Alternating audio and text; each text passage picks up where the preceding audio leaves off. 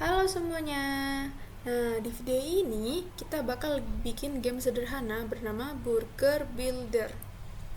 Nah, di game ini tuh pemain menyusun burger sesuai pesanan hanya dengan menekan tombol angka di keyboard. Jadi di sini kita pakai Python dan library Pygame. Pertama-tama kita import Pygame dan random.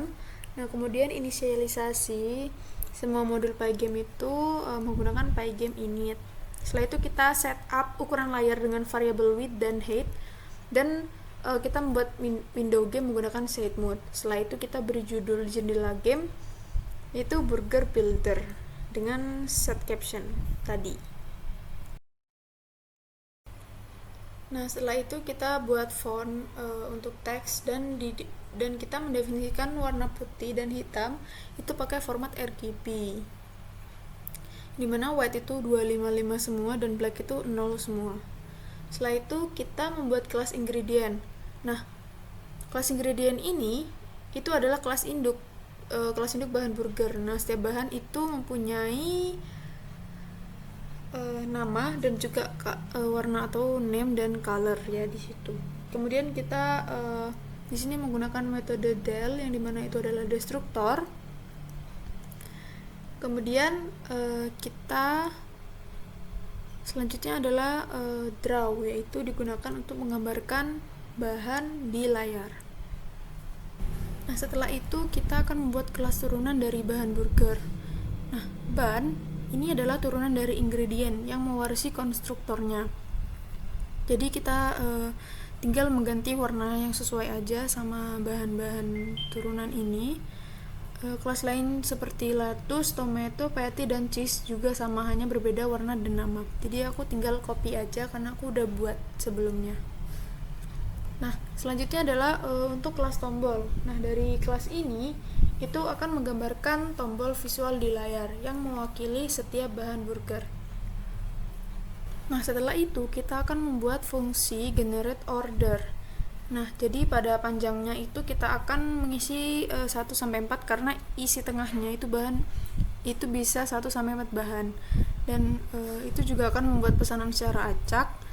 Dan pada pesanan itu selalu diawali dan diakhiri dengan bun. Jadi return bun plus fillings dan bun lagi, seperti itu. Setelah itu kita akan inisialisasi game. Nah, semua bahan itu disimpan dalam list ingredients, dan tombol visual ini dibuat dari list ini juga. Nah, kemudian kita akan membuat loop, yaitu mengatur posisi tombol di layar menggunakan loop ingredients button. Setelah itu kita juga akan inisialisasi variabel utama game, yaitu ada current order dengan generate order, dan skornya juga dari 0. Setelah aku run, ternyata di sini error. Kemudian aku cek, ternyata ada yang typo di sebelah atas, yaitu harusnya tomato, jadi aku menulis tomat. Setelah aku perbaiki, dan itu berhasil. Selanjutnya adalah meloading file suara untuk feedback benar dan salah. Kalau benar itu akan memunculkan suara benarnya, dan kalau salah akan memunculkan suara tetot, seperti itu. Jadi sebelumnya aku juga udah impor soundnya. Jadi kalau kalian mau membuat code ini, kalian juga harus mendownload soundnya di internet juga banyak. Nah, selanjutnya kita akan membuat game loopnya dan keyboard input. Nah, pertama-tama kita itu cek apakah pemain menekan tombol, yaitu dari key down ini. Nah, setelah itu kita masukkan seluruh keyboard yang dibutuhkan. Jadi saat kita menekan keyboard nomor 1 akan muncul ingredient bun, yaitu roti. Nah, begitu juga pada bahan-bahan yang lain. Nah, setelah itu saat tombol enter ditekan, nah akan ada pengecekan nih. Nah, jika sesuai urutan pesanan itu, maka skor akan bertambah. Nah, skor akan bertambah 1, kemudian sound correct juga akan diputar. Nah, kalau salah, incorrect sound akan diputar. Setelah itu kita akan membuat bagian pesanan, yaitu menggunakan order text. Setelah itu ditampilkan di layar menggunakan screen split.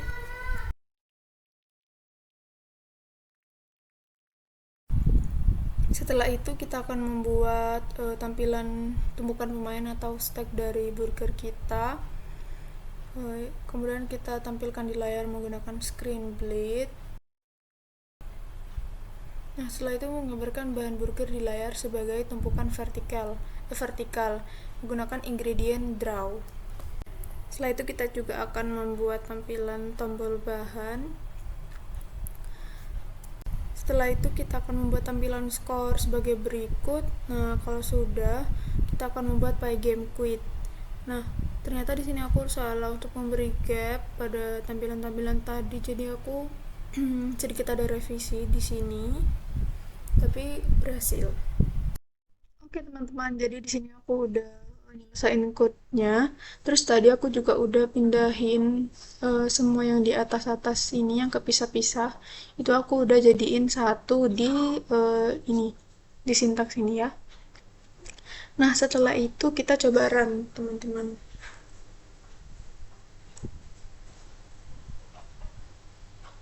Nah, udah jadi. Jadi konsepnya itu di sini ban itu adalah satu ya di keyboard. Lettuce itu 2, tomato itu 3, patty itu 4, dan cheese itu 5. Jadi kalau ada pesanan ban, tomato ban, jadi kita akan mengetik 1, 3, 1.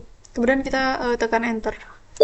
Nah, jadi skor akan menambah menjadi 1 dan pesanan akan teracak kembali. Jadi kita coba lagi 1, 3, 3, 1. Nah, skor akan menambah lagi dan akan teracak lagi. Jadi kalau misalnya kita salah, kemudian misalnya kita cuma ada salah ya, kita mencet enter. Nah, itu akan apa pesanannya burger kita itu akan hilang dan dari ulang lagi. Jadi kayak gitu. Nah, udah. Terima kasih teman-teman telah menyaksikan tutorial burger aku. Oh ya, jadi di sini aku juga mau jelasin. Nah, jadi aku di sini mau jelasin kelas objek, konstruktor, dan destruktor, dan inheritance-nya. Jadi, kelas itu adalah cetakan atau blueprint untuk membuat objek. Nah, kelas itu berisi atribut misalnya atau data atau properti dan metode itu fungsi yang dimiliki oleh objek. Nah, objek itu adalah instansi nyata dari kelas, yaitu benda nyata yang dibentuk berdasarkan blueprintnya. Nah, jadi misalnya kita punya resep burger. Misalnya resep ban ini atau lettuce itu adalah kelasnya ya. Nah, setiap kali kita bikin satu lembar roti atau satu lembar selada buat dimasukin ke burger, itu adalah objek. Jadi misalnya kita akan run, terus kita akan masukin roti. Nah, jadi yang dimasukin ini adalah objek itu. Nah, setelah itu kita akan membahas konstruktor dan destruktornya. Jadi, konstruktor itu adalah metode khusus yang dijalankan secara otomatis saat sebuah objek dibuat dari kelas. Nah, ini digunakan untuk mengatur nilai awal atribut. Nah, konstruktor itu adalah ini. Init ini ya, teman-teman.